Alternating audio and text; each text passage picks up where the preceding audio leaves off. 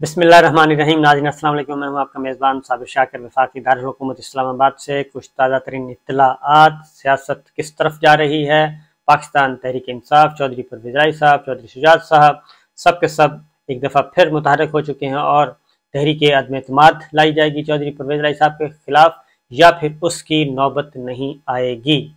ये है मामला, क्योंकि तहरीक अदम एतमाद लाने की सूरत में चौधरी परवेज़ इलाही साहब के खिलाफ तहरीक अदम एतमाद आती है तो इसका मतलब ये है कि पीडीएम के साथ चौधरी परवेज़ इलाही साहब के साथ मामला तय नहीं हुए। और अगर तहरीक अदम एतमाद नहीं आती और चौधरी परवेज़ इलाही साहब वजारत आला अपने पास बरकरार रखते हैं और पीडीएम भी उनको कुछ नहीं कहती और उनको कंटिन्यू करने की इजाज़त देती है, तो इसका मतलब ये होगा फिर पाकिस्तान तहरीक इंसाफ के पास क्या ऑप्शन है, इमरान खान साहब के पास क्या ऑप्शन है। क्या वो चौधरी परवेज़ इलाही साहब को अपना वज़ीर आला तस्लीम करेंगे या फिर उनसे इजाज़त चाहेंगे। ये है मामला। स्पीकर के खिलाफ भी तहरीक अदम एतमाद लानी थी और मेन जो है वज़ीर आला पंजाब के खिलाफ भी। और ये टास्क दे दिया गया है चौधरी शुजात साहब को कि वो फैसला करें और परवेज़ इलाही साहब के बारे में कि उनका मुस्तकबिल क्या होगा। लेकिन पॉलिटिक्स में आपको पता है कि कोई भी हर्फ आखिर नहीं होता। गेम अभी ऑन है और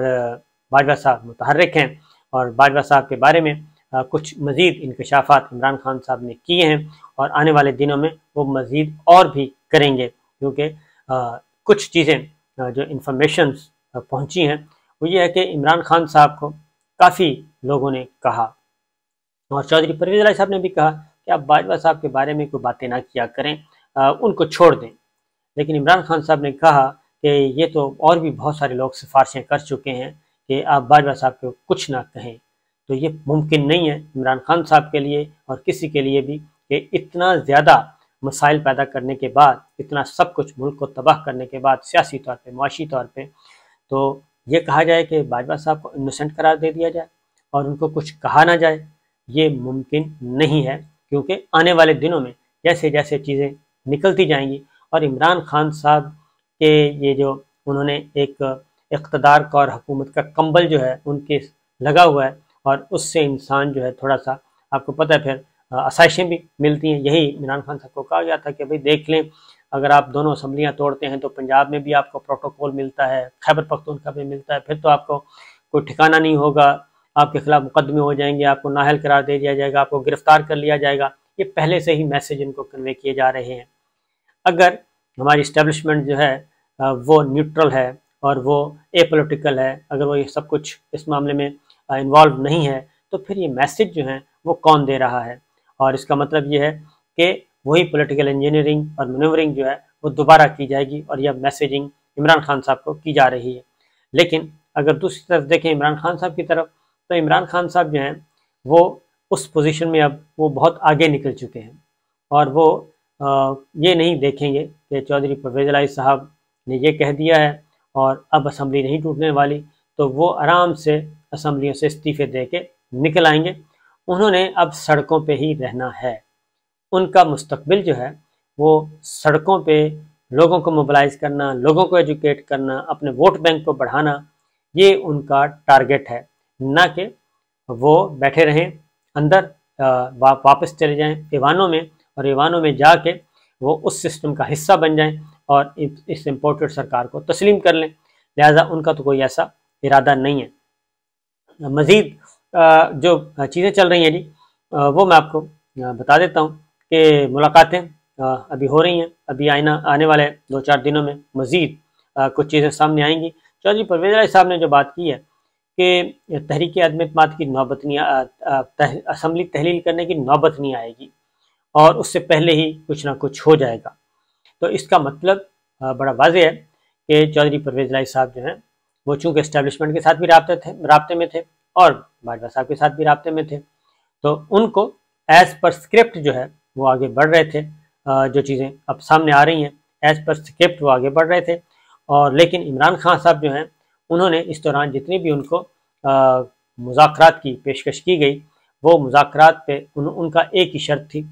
कि हमें इलेक्शन की तारीख बता दें कि फ़लाँ महीने हम इलेक्शन करवा रहे हैं, उसके बाद हम बैठने के लिए तैयार हो जाएंगे। लेकिन उनको ये तारीख अभी तक नहीं बताई गई, क्योंकि दूसरी तरफ वो कहते हैं कि नहीं, تاریخ تو ہم الیکشن تو نہیں کروائیں گے، بلکہ اس کے اپوزٹ یہ ہے کہ جی ہم فائنینشیل ایمرجنسی نافذ کر دیں گے اور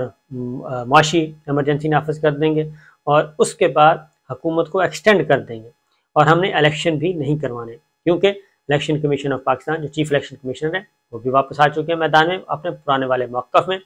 اور وہ بھی نفسیاتی حربے استعمال کر رہے ہیں، اعصابی حملے کر رہے ہیں کہ ممکن نہیں ہے کہ 2023 میں بھی الیکشن ہو سکیں۔ اب یہ وہ چیز ہے جو کہ بنیادی طور پہ جس وقت سارا کھیل کھیلا جا رہا ہے وہ یہ کھیلا جا رہا ہے کہ عمران خان صاحب کو کسی بھی صورت میں اگلے الیکشن میں نہیں جتوانا، اگلا الیکشن عمران خان صاحب کو باہر رکھنا ہے، یہ ہے بنیادی ایجنڈا۔ اور کوئی اس وقت سب سے بڑا ہدف یہی مسئلہ ہے کہ عمران خان صاحب کو اگلے الیکشن سے باہر کیسے رکھنا ہے، ان کا زور ٹوٹنا، ان کی مقبولیت کا، ان کی شہرت کا، ان کے ووٹ بینک کا یہ زور ٹوٹنا چاہیے، اور وہ زور ٹوٹے گا اس وقت جب درمیان میں گیپ آئے گا۔ یہ ممکن نہیں ہے، یہ تجربے بے شک آپ کر لیں، اور اس طرح کے تجربات جو ہیں وہ ماضی میں بھی ہو چکے ہیں۔ شیخ مجیب مشرقی پاکستان، ان کو جتوانے سے کوئی نہیں روک سکا، اور ایوب خان صاحب کا ماشاء اللہ مقدمات کا اندراج، بغاوت کے مقدمات، جیلوں میں گئے، وہ جیل میں ہوتے ہوئے وہ الیکشن جیت گئے، جیل میں ہوتے ہوئے ان کی پارٹی الیکشن جیت گئی، اور اس کے بعد نتیجہ کیا نکلا؟ پاکستان 2 لخت ہوا۔ اس کے بعد پاکستان پیپلز پارٹی کو ضیاء الحق صاحب نے 11 سال تک کرش کرنے کی کوشش کی، ذوالفقار علی بھٹو صاحب کو پھانسی دے دی گئی، ان کا نماز جنازہ بھی کسی کو پڑھنے کی اجازت نہیں دی تھی،